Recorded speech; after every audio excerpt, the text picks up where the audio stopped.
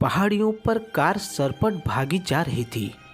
Driver को शायद घर पहुंचने की ज़्यादा जल्दी थी, वरना सांप जैसे टेढ़े मेढ़े रास्तों पर इस तरह कौन खतरा मोल लेता है। सूरज तेजी से डूबने वाला था। परेश का मन भी शायद सूरज की तरह ही बैठा हुआ था, लेकिन पहाड़ों की जिंदगी उसे बहुत सुकून देती थी। जब भी छुट्टी मिलती तो वह भागा चला जाता था। परेश की जिंदगी बहुत अजीब थी। नाम, पैसा, शोहरत सब था, लेकिन मन के अकेलेपन को दूर करने वाली कोई साथी नहीं थी।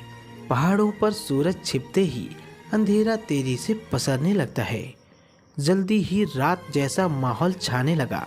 अचानक एक मोड़ पर जैसे ही कार तेजी से घूमी, परेश की नज़र घाटी की एक चट्टान पर पड़ी। एक लड़की वहां खड़ी थी। इस मौसम में अकेली लड़की की यह हालत परेश को खटक गई। उसने ड्राइवर को कार रोकने को कहा। ड्राइवर ने फौरन कार रोक दी। चर चर की तेज आवाज़ पहाड़ों के शांत माहौल को चीर गई। ड्राइवर ने हैरानी से परेश की ओर देखा और पूछा, क्या हुआ साहब जी?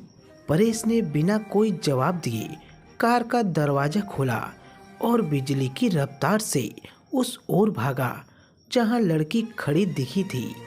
परेश ज्यों ही वहां पहुंचा, लड़की ने नीचे छलांग लगा दी, लेकिन परेश ने गजब की फुर्ती दिखाते हुए उसे नीचे गिरने से पहले पकड़ लिया।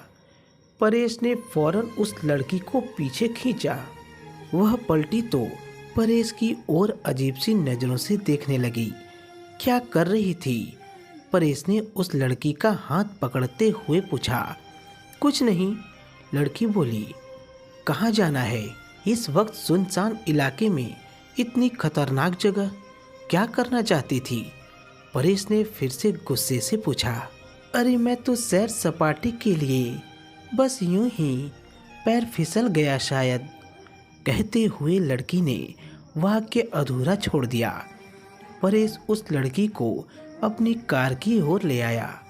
लड़की ने कोई विरोध भी नहीं किया। ड्राइवर उस लड़की को शक भरी नज़रों से घूरने लगा। परेश की पूछताछ अभी भी जारी थी। थोड़ी देर बाद वह लड़की अपने मन का गुबार निकालने लगी। परेश ये जानकर हैरान हुआ कि वह घर से भागी हुई थी और किसी भी कीमत पर वापस लौटने को तैयार नहीं थी। उसके अशांत मन का गुस्सा साफ झलक रहा था। अब कहाँ ठहरी हो आप? परेश ने पूछा। मैं? अरे मुझे मरना है, जीना ही नहीं, इसलिए ठहरने की क्या बात आई? इतना कहकर वह लड़की खिलखिलाकर हंस पड़ी। यह क्या बात हुई? आपको पता है कि आपके माता पिता कितने परेशान होंगे? परेश ने शांत लहजे में उसे समझाते हुए कहा। मुझे कोई फर्क नहीं पड़ता, वह लड़की बेतकल्लुफ अंदाज से बोली। मैं परेश, लेखक, यहाँ किताब पूरी करने आया हूँ। अच्छा, आप लेखक हैं? फिर तो मेरी कहानी भी जरूर लिखना। एक पागल लड़की जिसने किसी की खातिर खुद को मिटा दिया। आप ऐसी बातें न करें। जिंदगी बेशकीमती है, इसे खत्म करने का हक किसी को नहीं। परेश ने कहा। मेरा नाम है गरिमा सिंह, एक हिम्मती लड़की जिसे कोई हरा नहीं सकता, पर नकार जरूर दिया। आप ऐसा मत कहिए। परेश अपनी बात पूरी करता उससे पहले ही गरिमा ने उसकी बात काट दी। आप मुझे यही उतार दीजिए, मैं आपको अब कहीं नहीं जाने दूंगा। क्या आप मेरे साथ रहेंगी? गरिमा ने पहले परेश की तरफ देखा, फिर अचकचाकर हंस पड़ी। देख लीजिए, कोई नई कहानी न बन जाए। परेश को शायद ऐसे सवाल की उम्मीद न थी। उसकी सोच अचानक बदल गई। आखिर था तो वह भी मर्द ही। जोश को दबाते हुए वह बोला, कोई नहीं, जो कहानी बने, लेकिन अब अपने साथ और खिलवाड़ मत कीजिए। मरने वाला कभी किसी चीज़ से डरा है क्या सर? इस बार गरिमा की आवाज़ में गंभीरता झलक रही थी। अचानक ड्राइवर ने कार रोकी। दोनों ने सवालिया नजरों से उसे देखा। कार में कोई खराबी आ गई थी जिसे वो ठीक करने में जुटा था। अब रात होने लगी थी। तभी ड्राइवर ने परेश को आवाज़ लगाई, साहब बाहर आइए। परेश हैरानी से कार से बाहर निकला। ड्राइवर बोनट खोले इंजन को दुरुस्त करने में बिजी था। उसने गर्दन ऊपर उठाई और परेश के कान में फुसफुसाकर कहा, साहब जी कार को कुछ नहीं हुआ है। आपको एक बात पता नहीं थी इसलिए यह ड्रामा किया। क्या? परेश ने पूछा। साहब जी ये लड़की मुझे सही नहीं लग रही। आजकल पहाड़ों में मुझे डर है कि कहीं आपके साथ कुछ गलत न हो जाए। अरे तुम चिंता मत करो, मैं सब समझता हूँ। ठीक है साहब, आपकी जैसी मर्जी, ड्राइवर ने लाचारी से कहा। अच्छा हमें ऐसी जगह ले चलो जहाँ भीड़ भाड़ न हो, परेश ने कहा। सीजन नहीं होने से भीड़ भाड़ नहीं थी। शहर से थोड़ा दूर एक बढ़िया लोकेशन पर इन्हें ठहरने की शानदार जगह मिल गई। ड्राइवर उन्हें होटल में छोड़कर वापस चला गया। कमरे में आते ही गरिमा का अल्हड़पन दिखने लगा था। अब ऐसा कुछ नहीं था जिससे लगे कि वह थोड़ी देर पहले जान देने जा रही थी। रात के 9 बज रहे थे। डिनर आ गया था।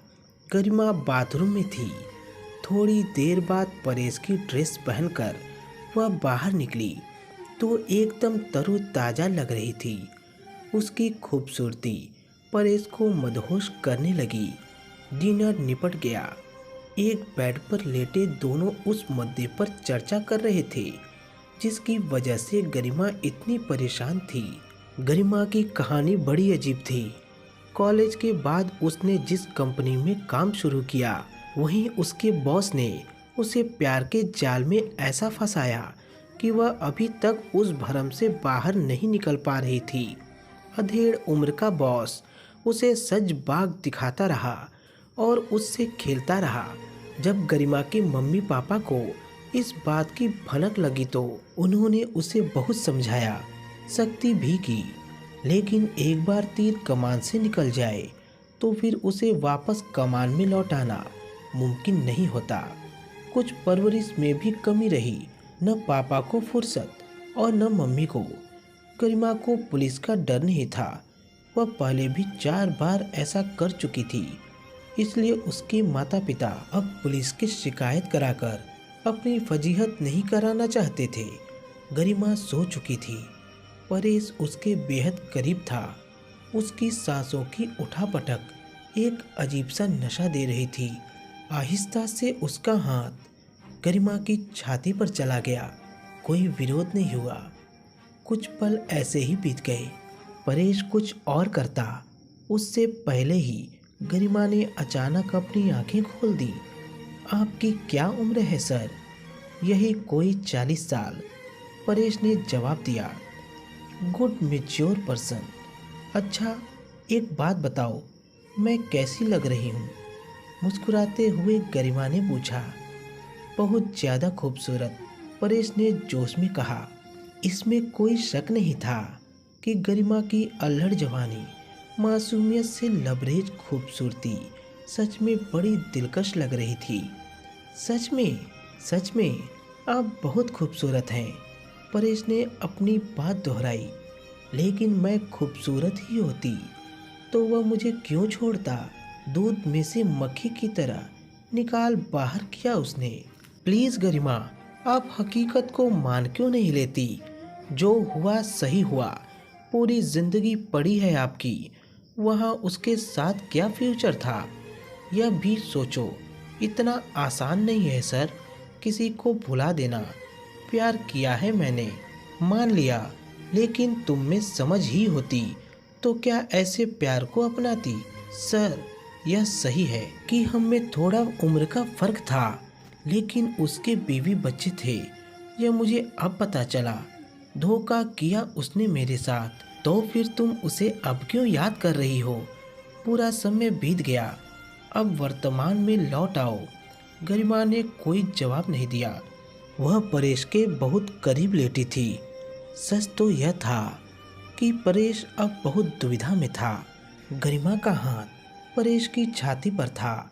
उसका इस तरह लिपटना उसे असहज कर रहा था। उसके अंदर शांत पड़ा मर्द जागने लगा था।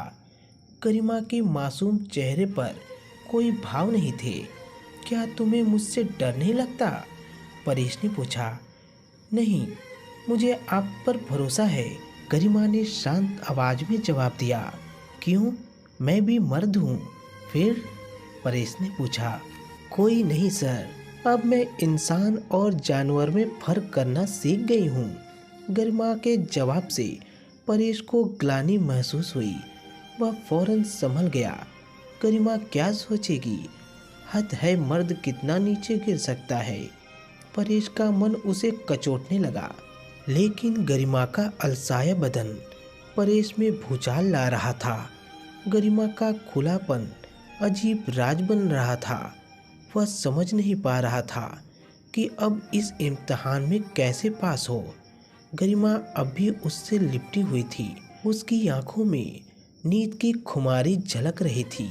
परेश सोच रहा था कि गरिमा का ऐसा बर्ताव उसके लिए न्योता था या अकेलापन में खोजता विश्वास। परेश की दुविधा ज़्यादा देर नहीं चली। उसकी हालत को समझकर गरिमा बोली, अगर आप इस समय मुझसे कुछ चाहते हैं तो मैं इनकार नहीं करूंगी। आपकी मैं इज्जत करती हूँ। आपने मुझे आज नई जिंदगी दी है। अरे नहीं, प्लीज़, ऐसा कुछ भी नहीं। तुम दोस्त बन गई हो, बस यही बड़ा गिफ्ट है मेरे लिए। सक पकाए परेश ने जवाब दिया। उम्र में छोटी हूँ सर, लेकिन एक बात कहूँगी, शरीर का मिलन इंसान को दूर करता है और मन का मिलन हमेशा नज़दीक। इसलिए फैसला आप पर है। परेश को महसूस हुआ, सच में समझ उम्र की मोहताज नहीं होती। छोटे भी बड़ी बात कह और समझ सकते हैं। 2 दिन सैर सपाटे में बीत गए। परेश की किताब का काम शुरू ही न हो पाया, लेकिन गरिमा अब बिल्कुल ठीक थी। वह वापस अपने घर लौटने को राजी हो गई थी। परेश ने फ़ोन नंबर लेकर उसके पापा से बात की। घर से गुम हुई जवान लड़की की खबर पाकर गरिमा के मम्मी पापा ने सुकून की सांस ली। परेश और गरिमा अब दोस्त बन गए थे, पक्के दोस्त, जिनमें उम्र का फर्क तो था, लेकिन आपसी समझ कहीं ज़्यादा थी। परेश की मेहनत रंग लाई और गरिमा अपने घर वापस लौट गई। कुछ दिन बाद उसकी शादी भी हो गई। अब वह अपनी गृहस्थी में खुश थी। परेश के लिए यह सुकून की बात थी। अक्सर उसका फ़ोन आ जाता था, वही बिंदास अल्हड़, लेकिन अब सच में उसने ज़िंदगी जीनी सीख ली थी। दिखावा नहीं, बल्कि औरत की सच्ची गरिमा का एहसास और जिम्मेदारी उसमें आ गई थी। परेश सोचता था कि गरिमा को उसने जीना सिखाया या गरिमा ने उसे, लेकिन यह सच था कि गरिमा जैसी अनोखी दोस्त परेश को औरत के मन की गहराइयों का एहसास करा गई। तो दोस्तों, आपका क्या कहना है इस कहानी के बारे में? कमेंट करके हमें ज़रूर बताएं। वीडियो को लाइक कर दीजिए और इसी तरह की कहानियों को लगातार देखने और सुनने के लिए चैनल को सब्सक्राइब करके घंटी को दबाकर ऑल पर सेट कर लीजिए, ताकि आने वाली वीडियो का नोटिफिकेशन आपको तुरंत मिल सके। तो मिलता हूँ आपसे एक अगली वीडियो में। तब तक के लिए धन्यवाद।